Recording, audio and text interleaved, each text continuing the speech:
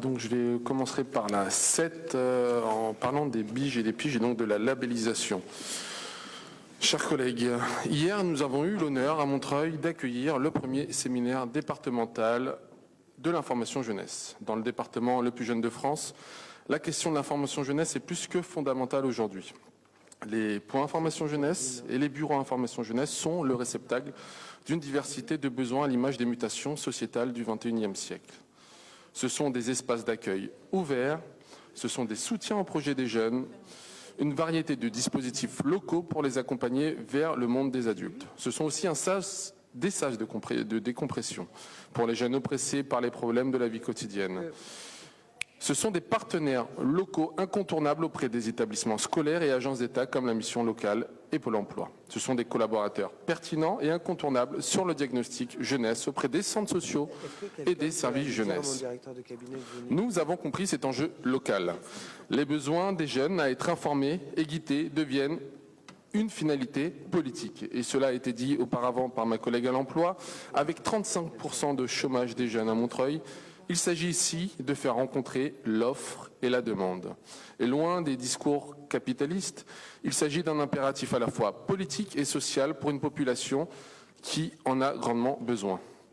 Nous n'envisageons plus aujourd'hui une politique jeunesse 16-25 ans sans l'empreinte des bureaux information jeunesse et points information jeunesse. Avoir une ou plusieurs de ces structures dans sa ville est un gage de prise en compte de la jeunesse et nous voulons, à l'aide de mes homologues à l'emploi, la santé, le logement, développer cet outil formidable en l'alimentant d'informations concrètes, d'emploi, de formation, de stage, mais en n'oubliant évidemment pas la santé et le logement des jeunes, car ce sont également des sujets de précarité impactant nos jeunes. Donc, une mise à dispo de véritables outils à l'autonomisation, à l'émancipation et à la lutte contre la précarité du jeune. Et ce, pour tous les Montreuillois.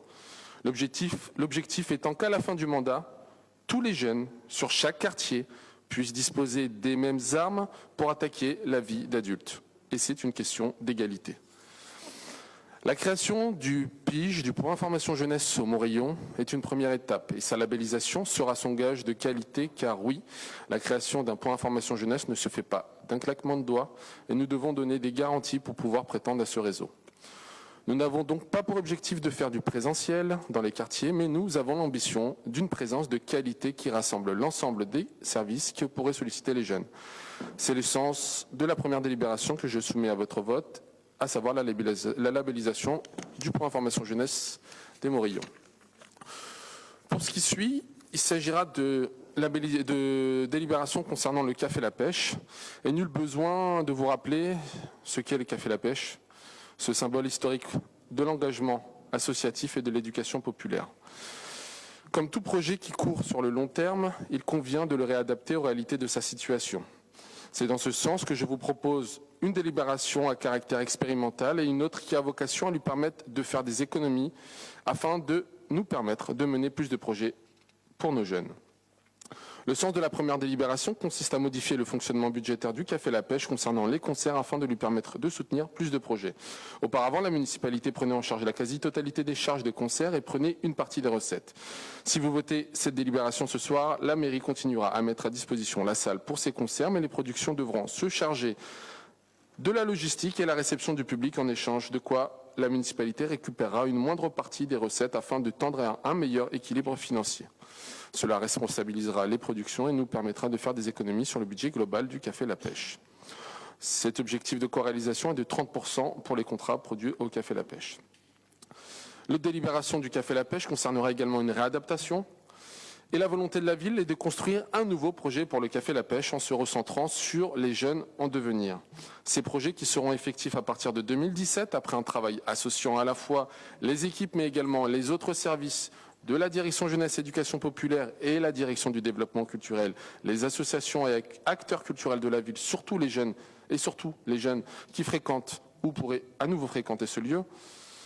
Et dans ce cadre de fond, nous avons souhaité donner une nouvelle dynamique dans ce lieu en travaillant avec l'association Éthique Service sur la mise en place d'une restauration au sein du Café La Pêche. Pour rappel, la restauration du Café La Pêche n'existe plus depuis 2010 pour diverses raisons. Et avec cette délibération, nous souhaitons d'une part réactiver ce vecteur de lien social, mettre à disposition une offre de restauration équilibrée pour les jeunes et d'autre part s'engager dans un projet de réinsertion. Ethic Service est une association d'insertion pour les jeunes par le biais de la gastronomie et du commerce équitable. Et elle accompagne une quinzaine de jeunes avec un double objectif, les former au métier de la restauration et les aider à devenir des animateurs du commerce équitable auprès des jeunes. Avec cette association à vocation sociale, la commune s'engage encore plus encore auprès des populations les plus vulnérables. Pour ce projet, il s'agit d'accompagner les jeunes de 16 à 25 ans déscolarisés sous la main de justice ou sortant de prison afin d'acquérir les savoirs et savoir-faire pour obtenir un emploi durable. L'ambition est de permettre à ces jeunes d'acquérir ces codes dans un contexte d'entreprise exigeant et bienveillant.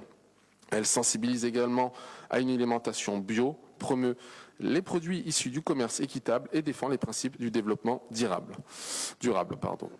Elle est implantée sur le territoire de Seine-Saint-Denis, Est Ensemble et Paris. Ses partenaires sont l'établissement public territorial Est Ensemble, la préfecture de Seine-Saint-Denis, Pôle emploi et les missions locales. Les marques de soutien à ces projets à ces délibérations seront donc de les voter aujourd'hui. Merci de m'avoir écouté. Merci beaucoup. Comme le Conseil a bien voulu avoir une discussion